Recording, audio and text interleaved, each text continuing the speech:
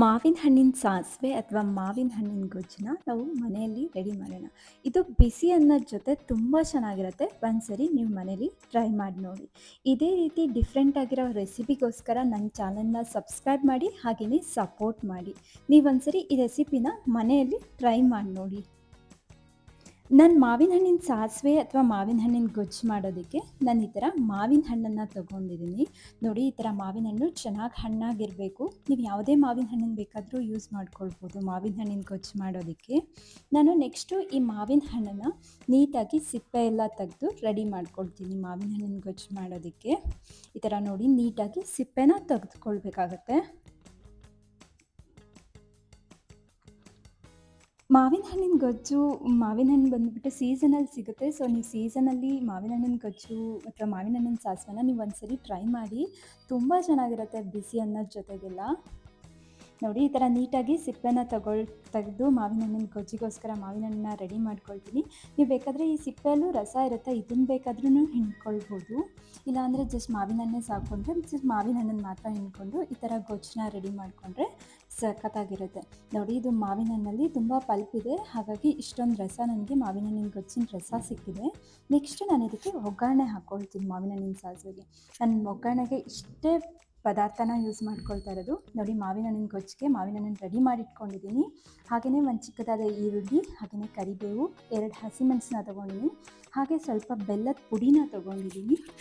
ಬೇರೆ ಸ್ವೀಟ್ ಕಡಿಮೆ ಇದ್ದರೆ ಬೇಕಾದರೆ ಬೆಲ್ಲದ ಪುಡಿ ಆ್ಯಡ್ ಮಾಡ್ಕೊಳ್ಳಿ. ಹಾಗೆಯೇ ಸಾಸಿವೆ ಮತ್ತು ಸ್ವಲ್ಪ ಅರಿಶಿಣದ ಪುಡಿನ ತೊಗೊಂಡು ಒಗ್ಗರಣೆನ ನಾನು ರೆಡಿ ಮಾಡ್ಕೊಳ್ತೀನಿ. ತುಂಬ ಸಿಂಪಲ್ಲು ಮಾವಿನ ಹಣ್ಣಿನ ಸಾಸಿವೆ ಅಥವಾ ಮಾವಿನ ಹಣ್ಣು ಗೊಜ್ಜು ಮಾಡೋದು. ನೆಕ್ಸ್ಟ್ ನಾನು ಒಂದು ಪಾತ್ರೆ ತೊಗೊಂಡು ಅದು ಒಗ್ಗರಣೆಗೆ ಒಂದು ಪಾತ್ರೆ ತೊಗೊಳ್ತೀನಿ. ಪಾತ್ರೆ ಸ್ವಲ್ಪ ನೀಟಾಗಿ ಬಿಸಿ ಮಾಡ್ಕೊಳ್ಬೇಕು. ಈ ಥರ ವಾಟರ್ ಕಂಟೆಂಟ್ ಎಲ್ಲ ಇರಬಾರ್ದು. ನೀಟಾಗಿ ಡ್ರೈ ಆದಮೇಲೆ ನಾನು ಮಾವಿನ ಹಣ್ಣಿನ ಸಾಸಿವೆ ಒಗ್ಗರಣೆಗೆ ಸ್ವಲ್ಪ ಅಡುಗೆ ಎಣ್ಣೆನ ಹಾಕ್ಕೊಳ್ತೀನಿ. ನೋಡಿ, ನಾನು ಇಷ್ಟು ಆಯಿಲ್ನ ತೊಗೊಂಡಿದ್ದೀನಿ 3 ಮಾವಿನ ಹಣ್ಣಿಗೆ. ಎಣ್ಣೆ ಚೆನ್ನಾಗಿ ಕಾದ್ಮೇಲೆ ನಾನು ಸಾಸಿವೆನ ಒಗ್ಗರಣೆಗೆ ಹಾಕ್ತೀನಿ. ಈ ಥರ ನೀಟಾಗಿ ಸಿಡಿಬೇಕು ಮಾವಿನ ಹಣ್ಣಿನ ಸಾಸಿವೆಗೆ ಮೇಯ್ನಾಗಿ.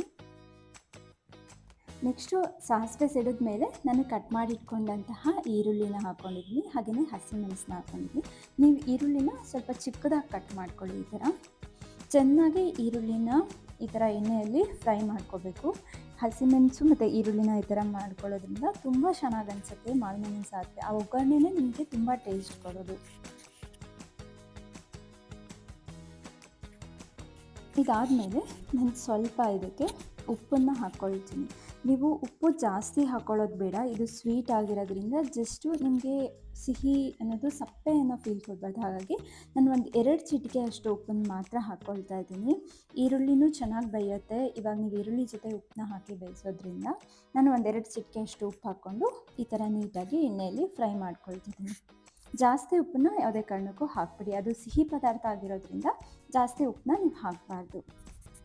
ನೋಡಿ, ಈ ಥರ ಎಣ್ಣೆಯಲ್ಲಿ ನೀಟಾಗಿ ಫ್ರೈ ಮಾಡ್ಕೊತಾ ಇದ್ದೀನಿ ಈರುಳ್ಳಿನ. ಇದಾದಮೇಲೆ ನೆಕ್ಸ್ಟು ಸ್ವಲ್ಪ ಅರಿಶಿಣದ ಪುಡಿನ ಹಾಕ್ಕೊಳ್ತೀನಿ. ಇದು ಅಷ್ಟೇ, ಸ್ವಲ್ಪ ಅರಿಶಿಣದ ಪುಡಿ ಯೂಸ್ ಮಾಡಿಕೊಂಡ್ರೆ ಸಾಕು ನೀವು. ಈ ಥರ ಚೆನ್ನಾಗಿ ನಾನು ಎಣ್ಣೆಯಲ್ಲಿ ಫ್ರೈ ಮಾಡ್ಕೊಳ್ಬೇಕಾಗುತ್ತೆ. ನೆಕ್ಸ್ಟು ಇದು ಆಲ್ಮೋಸ್ಟ್ ಅಲ್ಲಿ ಅರ್ಧ ಬೆಂದಾದಮೇಲೆ ನಾನು ಕರಿಬೇವನ್ನ ಆ್ಯಡ್ ಮಾಡ್ತಾಯಿದ್ದೀನಿ.